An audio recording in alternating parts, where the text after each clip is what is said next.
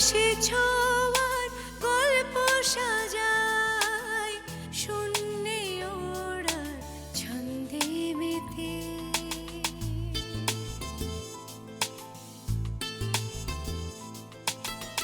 আকাশে যে অসীমের ঠিকানায়, সে যেন শুধু দৃশ্য সাজায়।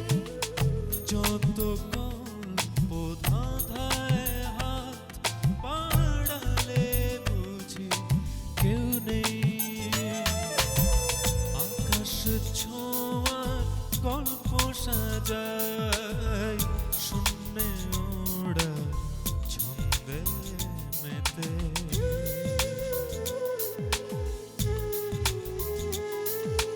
ধাওন্ত তোমার গতি ছুটে চলে অবিচল, আমার আঙিনা প্রজাপতি চঞ্চল।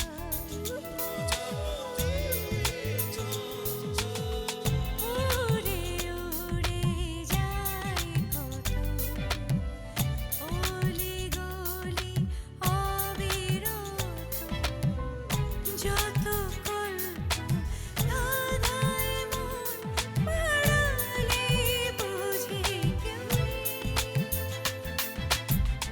আকাশে ছোঁয়ার গল্প সাজায়, শূন্যে ওড়ার ছন্দে মেতে।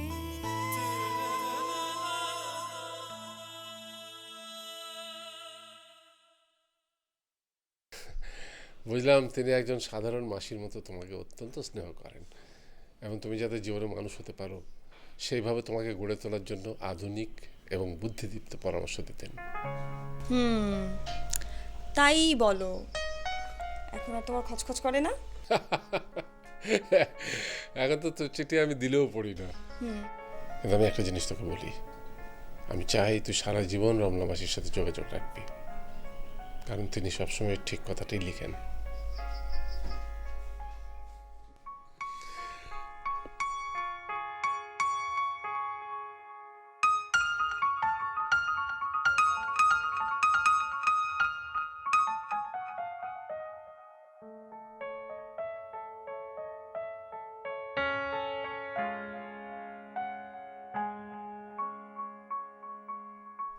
চলুন মাস্টারমশাই, ভেতরে চলুন। অমলবাবু কোথায়? ও ভেতরেই আছে। দীপা? দীপা ওর ঘরে পড়ছে। সে কি এই অসময়ে ও পড়ছে? এটা তো ভালো না। কি করব বলুন তো, ও তো কথা শোনে না আমার। বোমা কে? ও মাস্টারমশাই। আচ্ছা মাস্টারমশাই, কি ঝামেলা বলেন তো? দীপা ছেলেবেলা থেকে আপনার স্কুলে পড়ছে, আপনার স্কুলে পরীক্ষা দিচ্ছে, আর এখন শুনছি তাকে নাকি শহরে গিয়ে পরীক্ষা দিতে হবে। আসলে হয়েছে কি, এটা তো বোর্ডের পরীক্ষা। বোর্ডই ঠিক করে কোন স্কুল কোন কেন্দ্রে পরীক্ষা দেবে, আমার কিছু করার নেই। তাছাড়া প্রতি বছরই তো আমাদের স্কুল ওই কেন্দ্রেই পরীক্ষা দিচ্ছে। তাই বলে এত দূরে গিয়ে প্রতিদিন কিভাবে দেবে পরীক্ষা? ওই কেন্দ্রের পাশে লোকেরা বাড়ি ভাড়া নেয় আর ওখানে থেকেই পরীক্ষা দেয়। উনি তো বাড়ি ভাড়া পাননি। হোটেলও পাওয়া যায়। হোটেল? আগে না না মাস্টারমশাই, দীপা বিধবা, হোটেল হচ্ছে 12 ভূতের জায়গা। ওখানে কে কি খায় না খায়, মাছ মাংস, দীপা ওখানে খাবে কি করে? ওর জন্য আলাদা বাসনপত্রে আলাদা রান্না কেউ কি করবে? তার উপরে ওর যা নখরা, আমি নাকি সুজিতে বেশি মিষ্টি দিই। আসলে আপনি একটু বেশি চিনি দেন। হাজার হাজার মানুষ আঙুল চেটে খেলো, আর আপনি উনি কি রাগ করলেন নাকি? থাক মাস্টারমশাই। আমি বলছিলাম কি, দীপা আমার আত্মীয়ের বাসা থেকেই পরীক্ষা দেখ। কিন্তু উনি বলছিলেন আপনার আত্মীয়ের বাসাটা নাকি ছোট, দীপাকে একাই থাকতে হবে। উনি চান না দীপা একা থেকে পরীক্ষা দিক। ঠিক আছে, আপনারা যা ভালো মনে করেন সেটা করেন, তবে খেয়াল রাখবেন দীপা যাতে ভালো পরীক্ষা দিতে পারে। আমি দীপার সাথে একটু দেখা করে আসি। হ্যাঁ।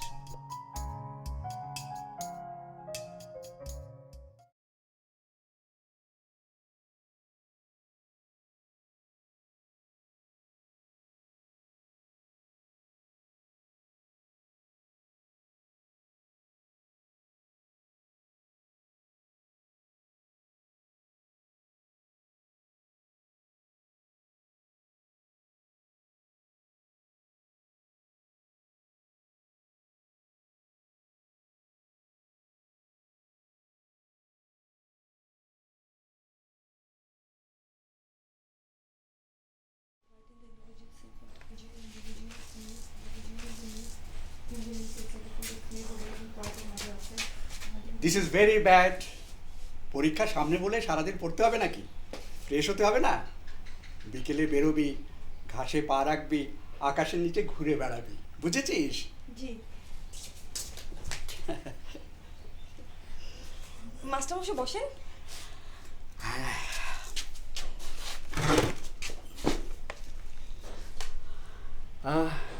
তোর পরীক্ষা দেওয়ার জায়গা নিয়ে বড় টেনশনে আছি রে। কি করবো বুঝতে পারছি না। আরে দীপা, তুই এত লম্বা হয়ে গেছিস। তোর হাইট কত রে? জি 5 ফুট 3 ইঞ্চি। দাঁড়া দাঁড়া বলছি, দাঁড়া দাঁড়া।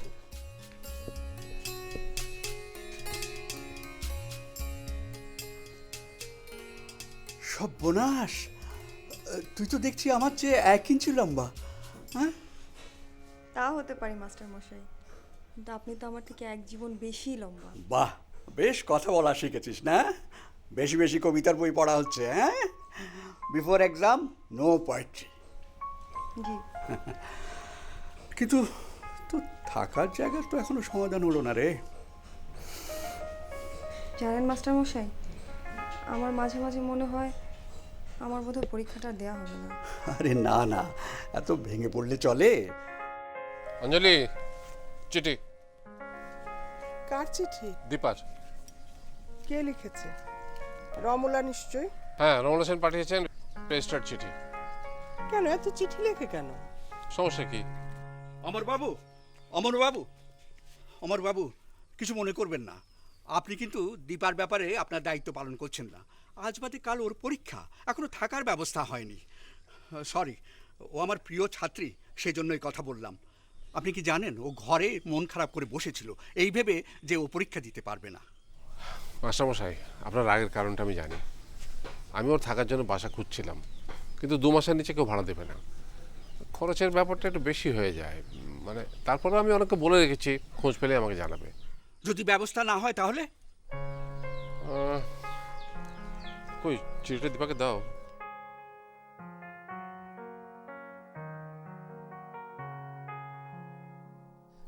মাস্টারমশাই, দীপা তো আপনার মেয়ের মতোই। আপনি না থাকলেও এত দূর আসতেও পারতো না। আপনি আপনার আত্মীয়র বাড়িতে ব্যবস্থা করুন। আমরা না হয় না থাকতে পারি, দীপার পরীক্ষাটা তো দেওয়া হবে। আপনি চিন্তা করবেন না, বসুন, আমি আপনার জন্য চা করে আনি। বাবা, এই চিঠিটা আমার জন্য না, তোমার জন্য। দেখি।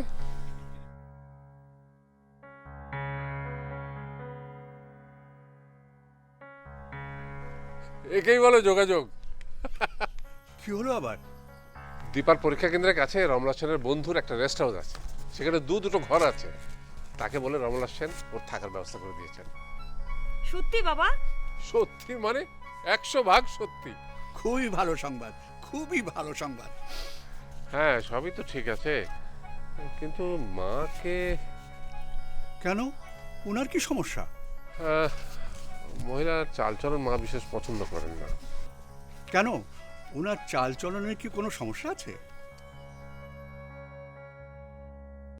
মা, বাড়িটা তো রমলা সেনের না, ওর এক বন্ধুর। বন্ধু মানে? কেমন বন্ধু? সেটা রমলা সেন জানাননি। অত বড় মেয়ে ছেলের বন্ধু হয় কি করে? গেস্ট হাউস না কি জানি বললো, এর মানে কি? মা, মনে হয় ওর বন্ধুর বেড়ানোর জায়গা। সেটা আবার কি? সেখানে যখন নিজে থাকছেন না, তখন অন্য মানুষ থাকবার জন্য বাড়ি বানাবে কেন? বৌমা, এটা আমার কাছে ভালো ঠেকছে না। চিঠিতে যত ভালো ভালো কথাই দীপাকে লিখুক না কেন, এত বয়স হওয়া পর্যন্ত যে মেয়ে ছেলে বিয়ে করেনি তার এরকম উড়ে এসে জুড়ে বসা আমি একদম পছন্দ করছি না। এই বয়সী মেয়ে ছেলে নাকি বন্ধু আছে, তার যে রকম সকম, সে মেয়ে বন্ধু না ছেলে বন্ধু তাকে আমি বুঝি না। মা, উনি আমাদের সাথে এত ভদ্রতা করেছেন, একবার ওখানে গেলে দোষ কি? আর তাছাড়া উনি বলছিলেন ওখানে একজন চৌকিদার আছে, রান্নাঘরও আছে, আমাদের বাসন কোসন নিয়ে গিয়ে রান্না করে যদি খায় অধর্ম হবে না মা। আর ওখানে যদি আপনি না থাকেন, উনি বলেছেন অন্য জায়গায় থাকার ব্যবস্থা করবে। তাহলে মা, উনি বলেছেন আপনার সুবিধা মতো কাপড় চোপড় গুছিয়ে নিতে পারেন। আমাকে কি করতে হবে তাও কি তোমাদের কাছে শিখতে হবে আমার?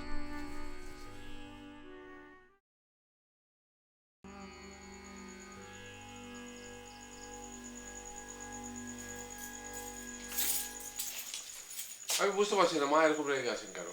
আরে ওখানে তো দুটো ঘর আছে, একটাতে দীপার মা থাকবে আর একটাতে আমি থাকবো, সবকিছু মিলিয়ে একচেয়ে ভালো ব্যবস্থা তো আর কিছু হতে পারে না। মা আবার হঠাৎ করে রেগে উঠলেন। আচ্ছা, উনি কি একদিনের জন্য বাড়ি থেকে বের হয়েছেন? না, তাহলে তার ব্যাপারটাও তোমাকে বুঝতে হবে। মা তো অনেক অস্বস্তিতে আছেন। তাহলে তুমি চলো। আমি তো যেতেই পারি, কিন্তু টিটু মিঠুর কি হবে? টিটু মিঠুকে মা সামলাতে পারবে? আর নিয়ে যদি যাই, ওদের বাঁদরামিতে তো দীপার পড়াশোনা গোল্লাই যাবে। তাহলে মাকেই নিয়ে যেতে হবে। দেখো উনি যান কি না। তুমি কথাটা এভাবে বাঁকা করে বললে কেন? মা তো যেতে রাজি হলোই, আর চোটপাট তো উনি সবসময় করেন, এবারও করেছেন। তোমার এরকম সন্দেহের কারণ কি? উনি এত ধার্মিক মানুষ, তবু তীর্থে যেতেই রাজি হন না, আর 1 মাসের জন্য গেস্ট হাউসে গিয়ে থাকতে রাজি হবেন? আমার তো মনে হয় না। তুমি দেখো, কোনো না কোনো টাল বাহানা করবেন। আচ্ছা, সে যখন করবেন তখন দেখা যাবে। আর তাছাড়া এখন তো সমস্যা শুধু ঘরে না, বাইরেও সমস্যা। সে কি, তুমি এখনো অফিস থেকে ছুটি পাওনি? না, ম্যানেজার সাহেব একসঙ্গে এতগুলো ছুটি দিতে চাইছেন না। সব সময় ওনার গ্যাঞ্জাম না করলে হয় না। এবার মনে হয় উনি ইচ্ছে করে গ্যাঞ্জামটা করছেন না। তোমার এরকম ভাবনার কারণ কি? লোকটা অনেক পাল্টে গেছে, প্রায় অসুস্থ থাকে। সেদিন হঠাৎ দেখি আকাশে বাতাসে কার সাথে যেন কথা বলছে, তারপরে ভয় পেয়ে হঠাৎ কেঁপে উঠল, তারপরে আবার সেই আগের রূপ। কিন্তু আমি বুঝতে পারছি ভিতরে ভিতরে কিছু একটা ঘটে গেছে। সে খ্যাপা রাগী ম্যানেজারটা কি জানি কোনো একটা ভয়ের কারণে আমাকে কাছে কাছে রাখতে চাইছেন, ছুটি দিতে চাচ্ছেন না। এটা ঠিক কোনো গ্যাঞ্জাম না, মানে কোনো কারণে তিনি আমার ছুটিটা দিতে চাইছেন না।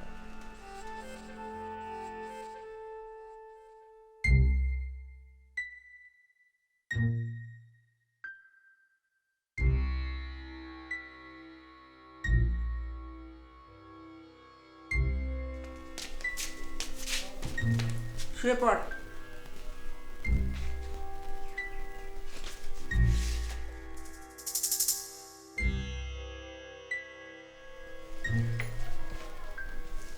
কিরে, বসে আছিস কেন? শুয়ে পড়।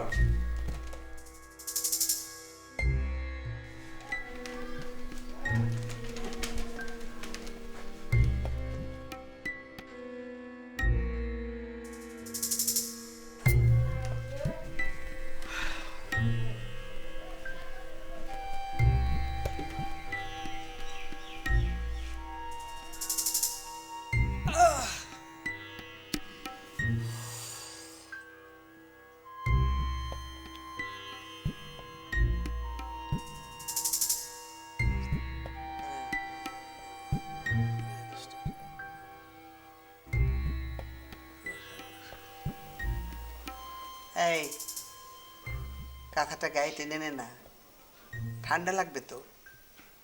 তাহলে আর পাশ করতে হবে না, আর জজ ব্যারিস্টারও হতে হবে না। মেয়ে ছেলে কেন যে এত পড়ালেখার শখ বুঝি না।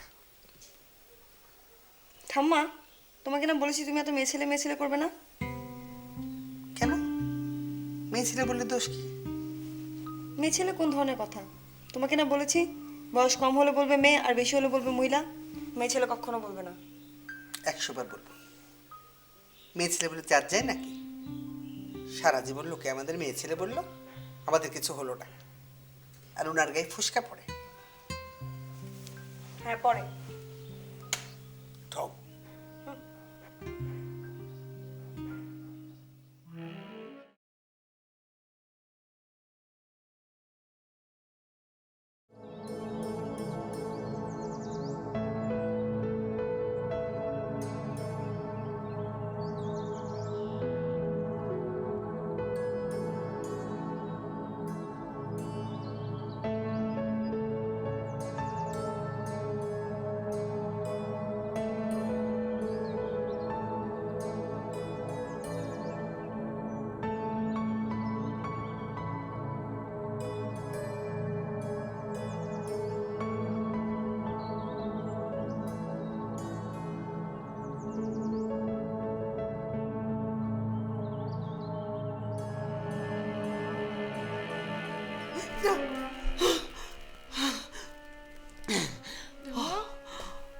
ধাম্মা কি হয়েছে ধাম্মা? উনি উনি উনি কে উনি এসেছিলেন। কে এসেছিলেন ধাম্মা? কি হয়েছে ধাম্মা? ঠাকুরদা এসেছিলেন। ঠাকুরদা?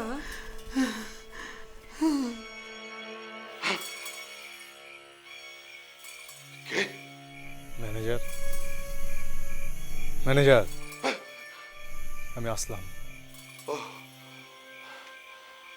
আসলাম, আসলাম, আমি খুবই দুঃখিত। তোমাকে খুন করাটা আমার উচিত হয়নি। যা হয়েছে হয়েছে, এখন তো আর ফেরাতে পারবেন না।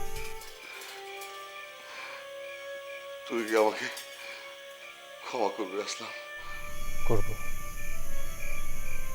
যদি আমাকে সুন্দর একটা সাদা কাফন কিনে দেন। সাদা কাপড়? ওরা আমাকে যখন মারলো আমার গা নোংরা করে ফেললো, ময়লা কাদা মাটিতে পুঁতে ফেললো। এখন আমি যেখানে আছি সেখানে সবাই ধপধপে সাদা কাফন পরে। আমার ভালো লাগে না, আমার ধপধপে কাফন চাই। কাফনটা কিনে দেবেন, কাফনের দামটা কিন্তু একটু বেশি হবে। না না, দাম নিয়ে তুমি একদম চিন্তা করবে না। আমি আমি তোমাকে সাদা কাপড় কিনে দেবো। আরে আমি তো তোমাকে খুন করেছি, আমারই তো দায়িত্ব তোমাকে কিনে দেবার। সত্যি বলছেন? হ্যাঁ হ্যাঁ, সত্যি। তাহলে আপনি রাজি? আমি রাজি, আমি রাজি। তাহলে দামটা দিন। কত দিতে হবে বলো, কত দাম কাপড়ের? আলো, আপনার সব আলো, আপনার জীবনের সব আলো আমার কাফনের দাম। না না, আমি সব দিতে পারবো না। আপনি রাজি হয়েছেন, না বললে চলবে না। তোমার সব আলো কেড়ে না নিলে না, আমি কাফন পাবো না। তোমার সব আলো আমাকে কেড়ে নিতেই হবে। না না, আমি দিতে পারবো না। তুই চলে যাও, যাও এখান থেকে, যাও, চলে যাও, যাও, যাও, যাও, চলে যাও, যাও। তুমি ঠাকুরদাকে স্বপ্নে দেখেছো? ঠাকুরদা এসেছিলেন তোমার স্বপ্নে? আর কি দেখেছো? তোকে বলা যাবে না। ও বুঝেছি, নিশ্চয়ই কোনো গোপন কথা বলেছেন। দীপা, এই রাত বিরতে ঠাম্মার সাথে ফাজলামি করিস না তো। ও তাহলে বুঝেছি, তুমি স্বপ্নটা কি দেখেছো তোমার মনে নেই, খালি এতটুকুই মনে আছে যে ঠাকুরদা এসেছিলেন, তাই না?